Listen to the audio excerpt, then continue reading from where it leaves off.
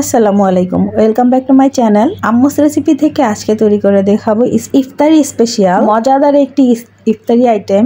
আমরা অনেক কিছু ইফতারিতে একই জিনিস বারবার খেতে ভালো লাগে না। আজকে বানাবো পুরান ঢাকার অলিতে গলিতে যেই মুড়ি মাখানোটা বানা হয়, মুড়ি ভর্তা, সেটাই আজকে আপনাদের সাথে শেয়ার করব আমি যেভাবে বানিয়েছি। এই মুড়ি মাখানোটা অবশ্যই সবার ভালো লাগবে আশা করছি। আর পুরো রেসিপিটা দেখার জন্য আমার সাথেই থাকুন। প্রথম থেকে শেষ পর্যন্ত ভিডিওটি দেখলে আপনারাও বাসায় এইভাবেই বানিয়ে নিতে পারবেন। এই লোভনীয় মুড়ি ভর্তাটা আপনাদের সাথে শেয়ার করলাম যাতে আপনারা বাসায় তৈরি করে নিতে পারেন। আর এই মুড়ি ভর্তা মাখানোর জন্য আমার যা লাগছে, মুড়ির হাত পা গিলা কলিজি এগুলো হলেই হয়ে যাবে গলা। তো প্রথমে বানানোর জন্য একটি প্যানে আমি পরিমাণ মতো তেল দিয়ে নিলাম। তেলটা একটু বেশি দেওয়ার চেষ্টা করব। পেঁয়াজও পরিমাণ মতো দিয়ে নিলাম। তারপরে একটা তেজপাতা ছিঁড়ে দিয়ে নিলাম। পেঁয়াজ আর তেজপাতা ভালো করে ভেজে নিচ্ছি। পেস্টটা যখন লাল লাল হয়ে আসবে তখন আমি 2 বাটির মতো আদা রসুনের পেস্ট দিয়ে নেব। তো আদা রসুন পেস্ট দিয়ে আমি এটাকে 2 থেকে 3 মিনিট একটু ভেজে নেব। তাতে খুব সুন্দর একটি স্মেল আসবে। 3 টুকরো করে দারচিনি, এলাচি, লবঙ্গ দিয়ে দিলাম। পরিমাণ মতো লবণ, 1 চামচ হলুদ গুঁড়ো, 2 চামচ মরিচ গুঁড়ো, সরিষা বাটা 1 চামচ, জায়ফল, জ্যোতি, গরম মশলা, এগুলো, জিরা একসাথে বেটে নিয়েছিলাম সেটা 1 চামচ দিয়ে নিলাম। তারপরে দিয়ে দিয়েছি 1/2 চামচের মতো ছোট জিরা। সবগুলো মশলা একসাথে নাড়িয়ে চাড়িয়ে মিশিয়ে নিচ্ছি। কষানোর জন্য পরিমাণ মতো পানি দিয়ে আমরা 4 থেকে 5 মিনিটের মতো কষিয়ে নিচ্ছি। মশলাটা অবশ্যই ভালো করে কষিয়ে নেওয়ার চেষ্টা করবেন। যে কোনো রান্নার ক্ষেত্রে মশলাটা খুব ভালো করে কষিয়ে নেওয়ার চেষ্টা করবেন। দেখতে পাচ্ছেন মশলাটা কষানো হয়ে গেছে, তো উপর থেকে তেল উঠে এসেছে। এখন আগে থেকে পরিষ্কার করে রাখা মুরগির হাত পা গিলা কলিজি দিয়ে আমি এটাকে ভালো করে নাড়িয়ে চাড়িয়ে নিচ্ছি। এই পর্যায়ে দিয়ে দিব আমি আলু কেটে রেখেছিলাম 3টার মতো, সেটা একটু বড় বড় করে কেটে নিয়েছি। একটু নেড়ে চেড়ে পরিমাণ মতো পানি দিব কষানোর জন্য। ঢাকনা দিয়ে ঢেকে রেখে দিব প্রায় 10 মিনিটের জন্য। 10 মিনিট পর ঢাকনাটা উঠিয়ে আমি একটু নাড়িয়ে চাড়িয়ে দিচ্ছি। এখন আবারও ঢেকে রেখে দিব 5 মিনিটের জন্য। 5 মিনিট পরে আমি আবার ঢাকনাটা উঠিয়ে এখানে একটা ডিম সিদ্ধ করে রেখেছিলাম, ডিমটাও দিয়ে দিব। ডিমটা দিয়ে আমি আবারও 3 থেকে 4 মিনিটের মতো কষিয়ে নেব। যত কষাবেন ততটাই মজা হবে এই মুড়ি মাখানো মশলাটা। তো এখন আবার আমি পানি দিয়ে নিয়েছি। কষানো আমার হয়ে গিয়েছে। পরিমাণ মতো পানি দিয়ে আরও 5 মিনিটের জন্য ঢেকে রেখে দিব। হাই হিটে রান্না করার পর এখন আমি ঢাকনাটা উঠিয়ে নিচ্ছি। লোভনীয় এই মুড়ি মাখানোটা রান্না করা আমার শেষ হয়ে গেছে।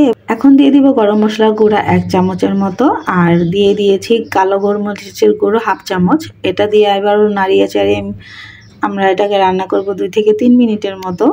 তেল উঠে এসেছে। আমি অবশ্যই বলেছি তেলটা বেশি দেওয়ার চেষ্টা করবেন। আপনারা লক্ষ্য করবেন যে মুড়ি মাখানোতে ওনারা অনেক বেশি তেল ব্যবহার করে। এই তো আমার রান্না করা শেষ। আর কালারটা কতটা সুন্দর হয়েছে। যারা কিনা মুরগির হাত পা গিলা কলি যেগুলো খেতে পছন্দ করে না, এইভাবে রান্না করে মুড়ি মাখালে বাড়ির সকলেই, ছোট থেকে বড়, সবারই এই রেসিপিটা অনেক ভালো লাগবে। মুড়ি মাখানোর জন্য এই রেসিপিটা আমি মনে করি বেস্ট। ইফতারিতে অনেক বেশি ভালো লাগবে। তো মুড়ি মাখানোর জন্য আমি এটা এখানে নিয়েছি শসা কুচি, মরিচ কুচি, পেঁয়াজ কুচি আর লেবুর ছিকলা কুচি নিয়েছি।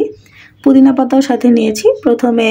আর আজকে মুড়ি মাখানোটা আমার ভাইয়া বানাচ্ছে, যেহেতু ভাইয়া বা আব্বা বানালে আমার অনেক বেশি ভালো লাগে। পেঁয়াজ ও মরিচ মাখাবো, তো পেঁয়াজ আর মরিচ এক এক করে নিয়ে নিলাম। আর এখানে ঘুগনি যেটা ছিল সেটাও আমি নিয়েছি। মুড়ি মাখানোর স্পেশাল যে এটা বানিয়েছিলাম সেটাও নিয়ে নিলাম। আর প্রথমে মরিচ আর পেঁয়াজ আমার ভাইয়া কিছুটা লবণ দিয়ে, লবণটা খুবই কম পরিমাণের দিয়েছি।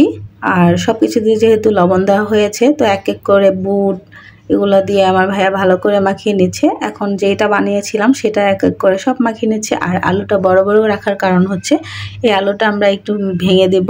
আর উপর থেকে আমি লেবুর কুচি দিয়ে দিলাম। আমার ভাইয়া কলিজা এগুলো একটু মাখিয়ে নিচ্ছিল, মাংস ছুটিয়ে নিচ্ছিল। মশলা মাখানো দেখেই বোঝা যাচ্ছে কতটা লোভনীয় হয়েছিল। আমি তো যতবারই বানাই আবারও এটা খাওয়ার জন্য আমি ফ্যান হয়ে যাই।